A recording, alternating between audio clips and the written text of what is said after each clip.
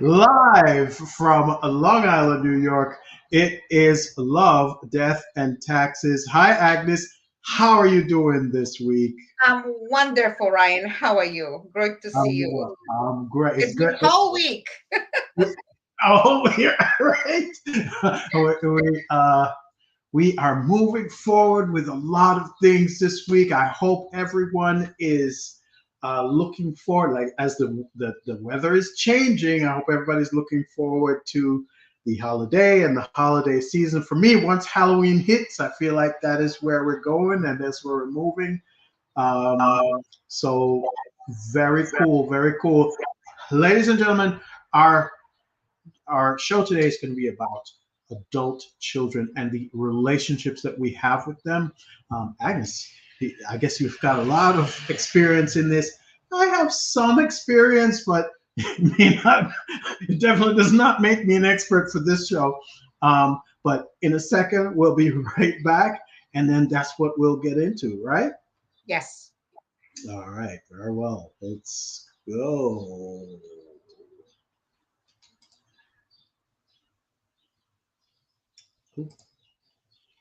Okay, every now and then, ladies and gentlemen.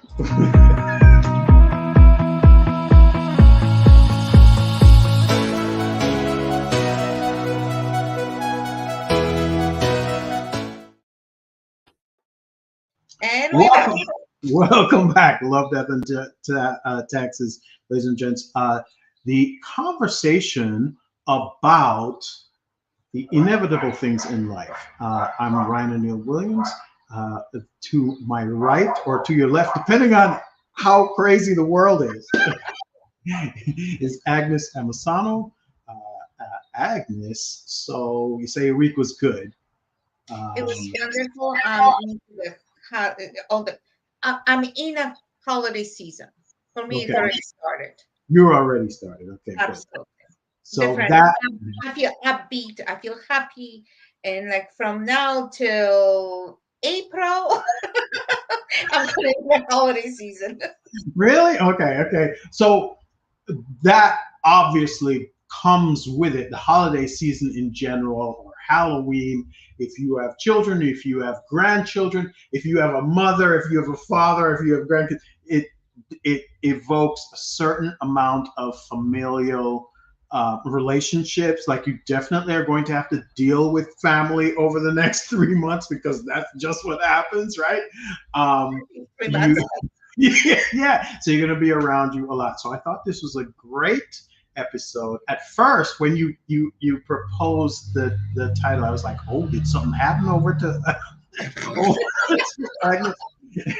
And I was like, oh no, probably not. She's like, are you okay? I'm like, are you okay? But you said, no, not necessarily. You just want. What made you come up with this topic? Uh, conversations with my sisters, Okay. because I have sisters. They all have grown children, Hmm. and I'm blessed that way because I kind of learn from their experience. I also have wonderful friends that have grown children, and just a few years older than mine. So it was a great way of watching others, what Hmm. they were going through, and learn on their experience. Okay. So and we just discover with my sisters that we are still learning. We are all grandmothers, and we are still learning what to do, how to deal with our kids, and to simply preserve the good relationship that we have with them.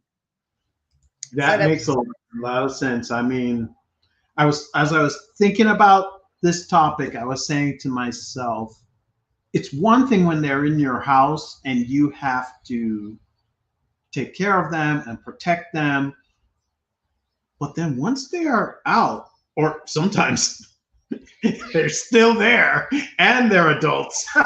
Now, how do you deal with them? They're your children, right? No matter what, they're still going to be your children no matter what.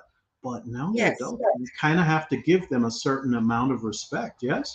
certain age you should allow certain freedom because you're showing them that you trust them. So you have to establish certain relationship.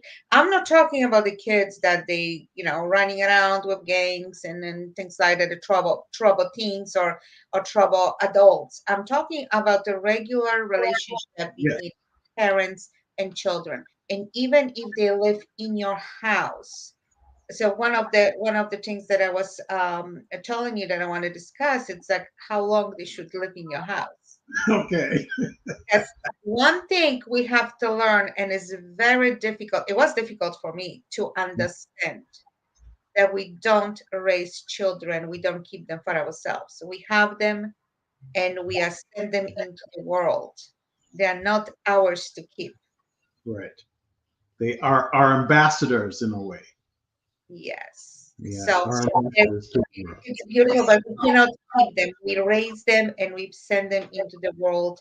And it's a beautiful thing to watch them, how they're succeeding everything, the decisions that they make.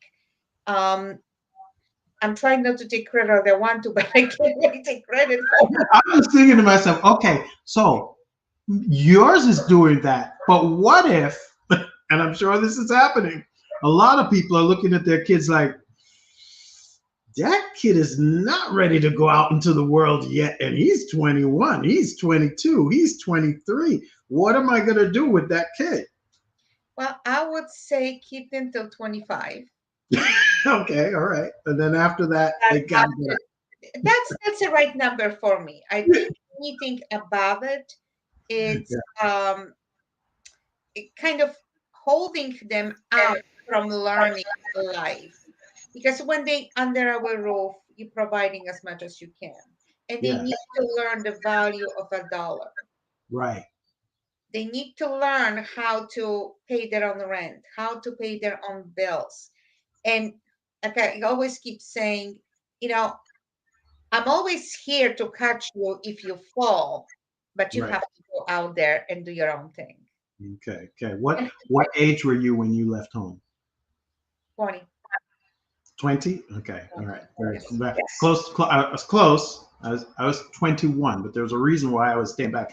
I had a brother who was like 4 years behind. I wanted to have him come stay with me, but it got to that point where it was one taking really long, and my mother was not having it because he was under in her mind he was underage. He was 17, so she Yeah. was like, no, no, no, the two of you are not going to go up. So I'm waiting, by the time I'm 21 he is 17, but I'm thinking, I'm 21, I need to, I need, and eventually it just came to the point where something came, and I was like, I have to go. So I Yeah. went. Yeah. And I got to tell you, that was a weird summer. That was a weird summer where, my mom was like, "What are you doing?" I'm going to do the Jamaican accent. You're gonna be about his books. Ryan, you are a gigolo? And I was like, what? She thought that I was just going out Yeah. for, a certain amount of privacy while I was dating. But that's not, it had nothing to do with that. She was just, I think she was salty that she didn't expect me to just, but it Yeah. happened. You know what I mean? And yeah, at 21, it should have happened already. There are a lot of people who I know will say, oh, I left home at 16. I left home at 17, 18, 20. You even went to a different country. You were running away. Huh? He's a completely different story. Is it? Is it? Completely different story.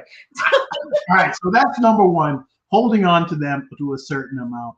But then what is the other thing you had there? How you respect them when they move into their own Well, their relationship? respecting them also when they under your rule, because this is what I did. And when my son was 16, he moved to the apartment downstairs Okay. because he felt that he's an adult. So I did allow him certain freedom and to show him how to learn, how to be on your own and take care of your own things and things like that. Great. But till 21, he was using my front door to come in. Till 21, he was not allowed to use the separate entrance that he had. Oh, okay. So still had to come in through. You can see him, Yeah. so he's not slipping in and out and doing whatever. Hey, But no. he had a separate living space, right? Yes. Okay, okay. I think I'm imagining it because this kitchen, a little area. So you made sure that he had his own space and could do what he wants to do, but that he can't just go in and out. My This is how my mother would put it. You can't just go in and out my door when you feel like. And she was very right. And she was very right. I can tell you. That's right. She was like, yeah, you're still going to school. You're Yeah. going to respect me. You're not going to tramps in these young women back and forth in here while I'm here. That just wasn't, it's Yeah. her home. So that's the thing. It's my house. It's my rules. I have had a situation where a grown child has said to me, well, I'm going to go then. If you don't want to beat my rule, like if a kid's going in and out, what are we expecting? 2 a.m. in the morning? If a child is 18, 19, 20, 21, are we waiting up for them till 2 a.m. in the morning, 3 a.m. in the morning? How should we handle that? Till 21, I was waiting up. After that, I did not. You will I, wait. All right. I did. Actually, no, I'm lying. I think till 18. Yeah, I was waiting up till he was 18. After Do that, you? I did allow him. I had to show I trust him. I Yes. wanted to trust him, Right. his decisions. We Right. had this rule that, God forbid, he's in a certain situation that he cannot come home. I will. We always had money put away for the taxi in Right. case something, so he will always know how to get back home and without me mouthing back because that was the right decision to call the taxi or something. Never happened, but we Right. had that deal in place. So I wanted him to grow up to be a responsible adult, which that was successful. But especially with girls, you might deal a little bit different way. I dealt with a son, so he had a little bit more freedom, maybe because Maybe. he grew up to be. I knew he's going to be a husband, a father. He needed to be responsible to learn responsibility from young age. That was Right. extremely important to me. With girls, maybe it's a double standard, but with girls, I would say I think I would wait up till she lives home with me to make sure that she's fine at home, and maybe there would have been a curfew. Who knows? Because you're always worried about the girl a little bit Right. more than boys, I would say. Okay, okay, it depends. It really depends. I'm sure there are a lot of girls who are watching this right now, or women who are watching this right now, saying, "I got out of my house by so and so, and it's really early." But I see what you're saying. You're saying support their independence, Yes. but it still set certain boundaries, so you have boundaries in your home. For me, if it's my house, I don't care if you're 18. If once you hit 18, 19, 20, you're an adult, right? But you still have, to an extent, a curfew. And not because I want them to come home at a certain time, so I'm stayed up worrying. I hit the pillow, I go to sleep. That's not necessarily my problem. If I have other children in the house, or I have my home and my wife, or the other people in the family, it is considerate for you to come in at 2 a.m. or the latest like 2 a.m., 3 a.m. so that when you're coming in, one, you're not waking up everybody in the house. Two, you're not setting up a situation where someone can follow you and come into the house and break in because we've shut everything up for the night, right? Um, and yeah, I am worried about you. I am worried. I see 3 a.m. coming and I don't see you. I might think you had a car accident or, something else happened to you out on the road. So those boundaries, see, and we're calling them boundaries. I think it's simple self-respect that we are setting between one another. Hey, you're an adult, and I respect you. You can go out and be an adult, but let's try not to drink before we're 21, or at least not get caught drinking before we're 21. And don't coming in here and causing a situation in the middle of the night when your brother and your sister might still be in bed, or me and my wife have gone to sleep. You know what I mean? Those kind of things. Absolutely. So I think that makes sense, right? Yeah. What do you think about when you had conflict with your son? How did you resolve those? How do you think you should? Because it's different. It's different when they're a child, right? And it's definitely different when they've moved out of your house. But when you're talking to an adult child, um, you're supposed to produce a certain amount of respect. Yeah, I'm your dad, but I should still expect that I could talk to you as a man, as a person, as an adult. What do you think about that? Where are you with respecting them as as adults? Well, I really didn't have major conflicts with my son when he Hmm. was grown. Okay. When he grew up, I did have conflicts with my mother. Oh, you had conflict with your Oh, mother. Oh, like you. and what did you think? What do you think was at the crux of that? And I have to tell, there was a big learning experience for me because I remember that Hmm. because it was hurting so much. So I remember that, and I never tried to put my own child, or with conversations with my sisters, we try, because we all experience the same thing. We try not to repeat that with our children. It's Right. like, you're grown, but you're not being shown certain trust or respect, and things as my house, my rules just make you want to run away so fast and so far. Meanwhile, there are such things that kids can live under your roof and still have healthy relationship with them if you allow them certain freedom and respect their age, I would say, and a place in life that they are at. Right. Because if they go into school or they're working, with that comes, if they're responsible adults, y- they don't have to walk like on eggshells all the time. Because if you're sharing your home with them, that's their home as well. And Yes, exactly.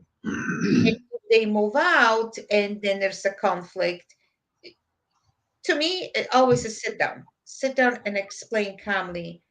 Listen, this is what happens, and this is what it make me feel. This, maybe you don't understand, because a lot of times they do not understand.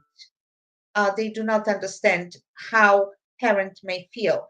At certain point in their life, they might think, "Okay, I'm a grown up. This is what I'm doing," and they don't understand that we still care. They don't remember that we worried.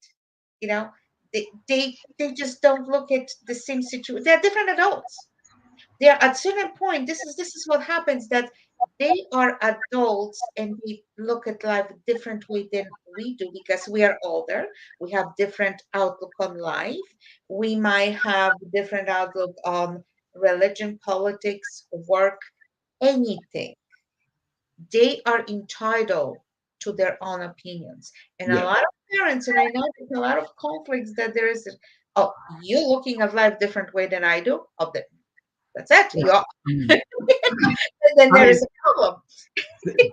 that is going to happen. I Yeah. mean, generally, it's going to be another generation, right? It's almost usually it doesn't have to be. It can be, it can be less than this, but in general, children are about 20 years separated from their parents, and yet the way the world works is people every 20 years there are so many different things that happen, and the way the world is seen by different people, like I cannot imagine, well, I can imagine that's when a kid who's around 25, 26, around this time, that saw um, the World Trade Center fall. Like that's a different mindset than what I think of as someone who was born around the time that they had the Vietnamese War, in 73, right? So that's a different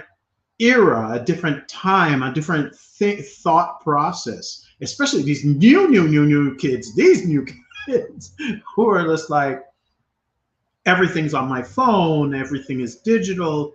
Dad, you don't have enough followers. It's stuff like that. I don't even respect you. So, yeah, everybody's going to have a separate and different outlook on life. That's one. But there are still some things that we want to hold as a line through that constantly happens, right? Aren't we still expect a certain amount of tradition. We're still looking for a certain amount of um, a respect between parent and you want to weigh the scale as a parent. You want to weigh the scale in your favor, right? You want them to give you a little bit more respect because I raised you. I brought you here. Yeah, there is there are certain feelings that are kicking in at the very beginning when they are establishing serious relationships. Yeah. That's like, oh, he your child will come home and they will, let's say, praise the future mother-in-law. At the beginning, it's like, Hmm. you like her more than me. but, then, but then you sub her up and it's like, "But this is a good thing. They like that person. So this is a good thing for the future because if they're building life with that person, that's a good thing, you know? Yeah, Yeah. yeah, yeah. Let's hope that they always like that, right? Most of the time, they don't know who they're. No, I'm just kidding, but They think they like them, and you hope that they like them, but yeah, half the time you don't know. As we say in Jamaica, to see me and to come live with me is two different things. yeah, So it's very interesting. It's what I mean. You're which that always happens too. If you're in a relationship, you almost always talk to the person's parents, and they're like, "Wow, your mom and dad are so nice," and look at it like, what? yeah. We will talk in 2 years. Exactly. When you finally know who the heck they are. But okay, so No, that's but it. see, when you Like that. mention the traditions, when you mention Yeah, the traditions, yeah, that's one thing that again we have to compromise on because especially when they get married, this is not another person coming joining your family. mm, It's a wrong way to look at it. Your child is going to join his or her life with somebody else and build new traditions. It's going to be blending. It's going yeah, to be blending both families' traditions and building their own, and they have a right to do so. They are not obligated to come and spend all the holidays with you. They are not yeah, obligated to hold out your family traditions. They are building new ones, and it's difficult for a lot of parents. Like, what do you mean you're not coming to us for Easter or for Christmas or for mm, Thanksgiving? You choosing the other family. right. If you want to preserve a good relationship with your child, support them. Don't create problems for them. Support them. Okay, well, you want to have holidays with them? Choose another day close to the holidays, and then you're gonna have new tradition in the family. Okay, Monday after the holidays, Saturday before the holidays. This is when we are sitting down. If it's that important to you, help your child to avoid having problems in the marriage. Why should you participate in creating problems for your child and instigating arguments? Oh, I'm not going to your parents. We're not going here. We're not going. Why? Hmm. Holidays should be a beautiful thing, a happy Yeah, thing. yeah. Everybody shouldn't be upset Yeah, that I'm going to your parents, and I don't want to go to your parents, but you kind of have to sort of even it out. It's so funny. It's interesting because right now I'm getting into this co-parenting thing with my ex significant other, right? And so there's a certain amount of time that we spend traditions with this family, a certain time we spend traditions with that family, and you do have to say, okay, we're going to plan this out, and you're going to have them for Thanksgiving this year. Then I'm going to have them for Christmas this year. Next year we switch off. You have them for Thanksgiving, and that, you know what I mean. So it's an interesting thing that I'm looking at what you're talking about here and realizing that most of us just let these things happen and don't really even stop to think about the planning that could go into them and how fair we are making it. How many of you are listening to this right now and thinking, oh my gosh, we've gone to my mother's house 3 times in a row for the last 3 Christmases and never gone to his mother's house or her mother's house. You know what I mean?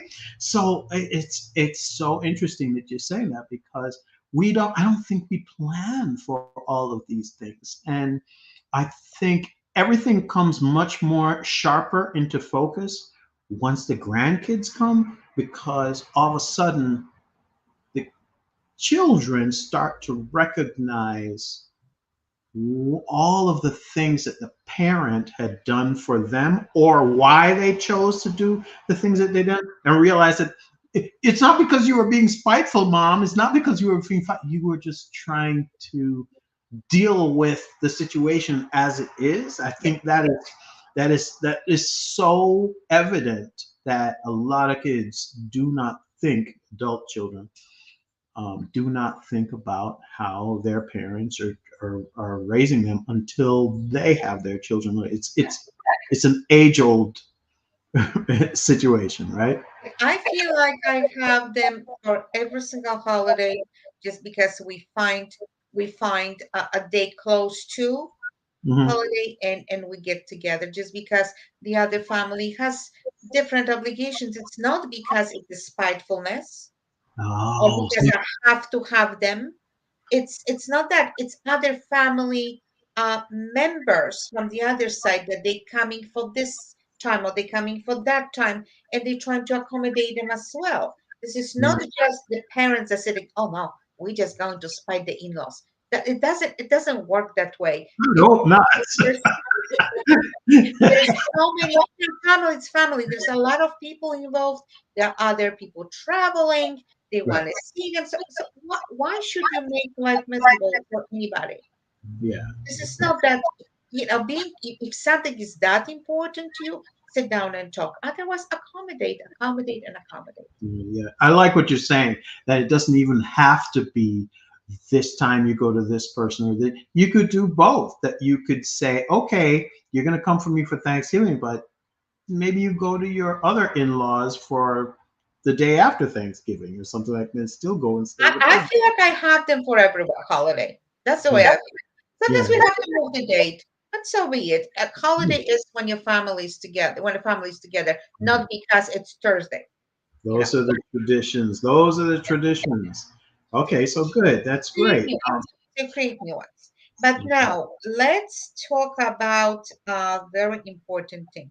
How do you feel as a parent? Do you feel like you are entitled to say whatever you feel like to your grown child, to under pretenses of a constructive criticism when you see there's something that you don't like about your adult child, It's or do you praise them? How do you deal with that? How do you want your child to feel when it's around you? it's so funny. I've never thought it is okay for me to give you constructive criticism as a child. I'm molding you. I'm trying to build you up and whatever. But as kids get into their teenage years, and people pay attention to their teenage years when you have these kids, um, you start to see their personality truly come out and the things that shape how they think about the world. And it's not about a criticism about how they feel or how it should simply be uh, you see this way, but what do you think about seeing it this way or seeing it that way? It's interesting that you said it because I don't really see my relationship with my children in that way. I see it more as an exposition as opposed to you shouldn't do this or you shouldn't. It's not a blaming thing, but I understand some people may have other ways of I, I guess I'm talking about communication, and the way I communicate is not. I tell things almost as if they're in a fable in a faraway land. And then they can take from it what they learn or not. It's your business. I'm your dad. I'm not going to force you to drink the water, but I'll take you to it so you can see it and decide to have it. But that's it. So this sounds like a personal problem. Are you getting But some? because I'm your parent, so I'm going to tell you this and that, and with Yeah, yeah. very, very No, strong words, and you have to listen. No, no, no. we're Yeah, not. yeah. You My care mother would what just. your feelings? My mother would just say things to me, but I've always been like, hey, if you're interested, you can hear this or not. You don't have to, you can hear it. I'm just asking you to do this, and I'm asking you to do that. And that is what it is. And leave it at that. If you're not happy with that, sorry. I'm sorry, but that's how I see it. And so I'm gonna go do this thing, and you're gonna go do that thing. It's all up to you. You can do what you want to. Most of the time, it's nothing life changing, because I feel like if you've raised your kid to some extent, they know where the lines are, right? They won't go over certain lines. It's like drugs, hard drugs are not a thing that I do, or, drinking and driving. That's not a thing that we want. You know what I mean? Like they know where the red, the lines are. So most of the time it's little things like you should put your clothing into the basket or something. But once they're adults, that's not even a conversation anymore, is it? Yeah, It's oh, example of what some mother, one mother told as a constructive criticism to her daughter was when she was almost 9 months pregnant, and she was saying, "You should be wearing high heels because the way you look, you are short. You look like a duck." And you're just like, what? so That's mean. That's not even construct. That's not that was criticism. under the blanket of constructive criticism, which that's what I'm talking about. Like at No, certain point, if we have nothing nice to say, shut shut up. up. We said it at the same Respect, time, right? respect the fact that your child is an adult. Respect the fact that they are making their own decisions, that they live on your own, that they have their own families, and they are different than you are because they came from different environments. Especially you and I, we came from different environment than our children were. But that's why we left our countries to have families and children in better conditions than we were raised. And that I will have more ability to shape them in the way that I want. There is not everybody like impinging on my freedom to do that. And my freedom to do that is basically pay attention to everybody, love people, don't go crazy. This thing is not this life, oh my gosh, is not a joke. It's very, very different for each person, and you need to be able to respect their journey so Yes. that you're not impinging. Now, you got to go and do your own thing. You can go and do whatever it is that you want to do. And anybody who wants to tag along and go along that journey with you for a certain amount of time, they can stay with it. But you can't force. You should not be forcing people to behave a certain way. Either Yes. hang out here or not. And if you're not having a good time, my dude, there's the door. Do your thing, whatever. But yeah, it's difficult. It's interesting. Talk about a support network, because what I hear you saying is you're okay to an extent with them. That's the other thing. Like you, we depend on one another as families, right? Um, Maybe a grandmother watches the kids when the mom cannot because maybe she's working, or maybe I borrow your car, mom, because mine broke down or something like that. what kind of support network and communication are you running with your adult children? Um, you know what? I have It's like, extremely no. good relationship.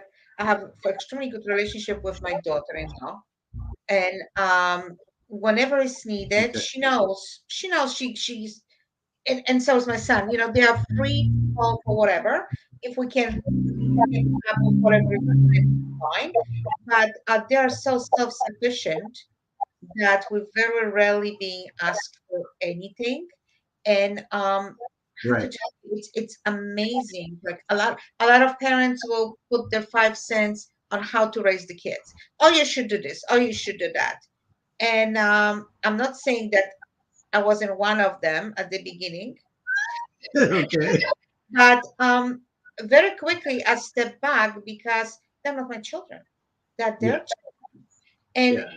I have to tell you, I had amazing experience with that because I sat down and I looked both of them and I was like, wow, they are such a great parents. How did that Great. happen? So, you know, You don't think that has nothing to do no, no, it's a good thing because they're young people. We're not talking people in their 40s and they were parents in their late no. 20s. And with amazement, I see the love, the understanding, the patience. And I'm saying, oh, definitely he didn't inherit that patience from me. So, you know, but so it's amazing experience to see your offspring being amazing at what I'm doing, especially parenting. It's an amazing feeling. I will never stop praising both of them and how wonderful they are and the relationship that they established. It's without anyone meddling. That's another Okay. thing. I think kids will have better understanding of life when they have freedom of Mhm. making decisions on their own. And if they make mistake, they will learn on their own mistakes. But just leave them alone, let them be. I Let think them be. I think this new generation of people in the last 20 years, in the last people who are 30, around the age of 30 or in their mid 20s or so, are really thinking about what is happening with their kids. Like they're not just having kids and saying, "Oh, I'm so happy to have kids." I think they are really thinking about it, which honestly, I don't think our parents like were were as That's exactly, specific. yes, yes. That's where I'm more amazed with the way they are because Yeah. my sisters are older than me. I didn't see, maybe it was the age that I was at, but when they were Mm. having children, I didn't see so much of everything going in, um, of thinking, arranging, taking care of their health needs and everything. It's just amazing how people, the millennials right now, they are so family oriented and they're handling their life so nice. It's a wonderful thing to see. It's a really wonderful thing to see. Yeah. It's So good. It's yes, fantastic. I'm looking forward to it. yes, you still have little time to go, but trust me, it's gonna run very, very, very quickly. And there's another little thing that I Okay. wanted to touch on. Should we assume their needs or especially when they married or just ask what they need? Because like let's say giving things or bringing things to their attention. What do you think? I feel like if they weren't your kids, right, and they were just a young couple that you knew, and you had something to give to them, wouldn't you offer it, right? So if they're your kids, then even more so would you. Yeah, I feel like you would decide to offer it, right? So if you have it and you have it to give, and they need something, then offer. But yeah, if they want to come and ask and be polite about it, who knows? You don't know. Sometimes we don't know what it is that they need, right? If they want Mhm. to be polite and come and ask, then they can do so as well. But I see what you're saying. Definitely don't force anything on them. You want to say you may have this or you can have that, and don't like sneak stuff into their kids' backpacks on the way out. None of that. If there's China in your backpack, just be careful because Nana put some China there. Nora put $500 in it. We don't want that. But yeah, I But see what you're saying. What do you think? don't get upset if they say, "Oh, this is so nice, but no, thank you," Yeah. because that might be not their style. That must Well, be not what they want, they've right? decided, maybe they've decided they want to do what it is that they're doing on their own, or the particular gift that you're giving them is maybe exactly not their style. It might be something. I mean, you just want to clean up your house and get rid of things. Yeah, yeah, you're just dumping your old VCR on me. I don't, Grandma. I don't. We don't need the VCR. We don't. It's okay, you can still use it. Everything's streaming now, Grandma. But yeah, absolutely, absolutely. I think this is a good overview. Like maybe maybe we get somebody else to come talk with us about this. But I guess we're pretty much out of time. Yes. I want to say thank you so much for the laughs, regardless, and for the insight. All right, I'm looking forward to this particular section of my life when it comes. Um, Ladies and gentlemen, this is Love, Death, and Taxes. I want to remind you that it is sponsored by nytaxresolutions.com.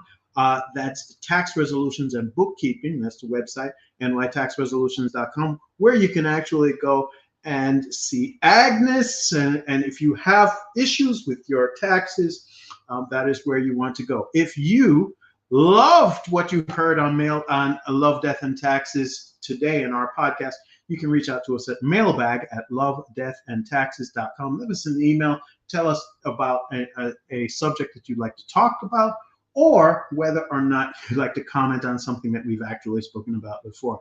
And that would be great. I'm Ryan O'Neill Williams, and my co-host, lovely co-host, is Agnes Amisano. Well, Agnes, have anything you'll have to say to them before we head off? Oh, I have so many stories that I cannot say. I'm just thinking like, I remember this, I remember that. So I think we'll revisit this one. We'll do a part two. Right? Yes. I think we should, yes. All right. Very well. You take care, you guys. See you next week. Same time, same bat time, same bat Yes. space. All right. Bye bye. Bye.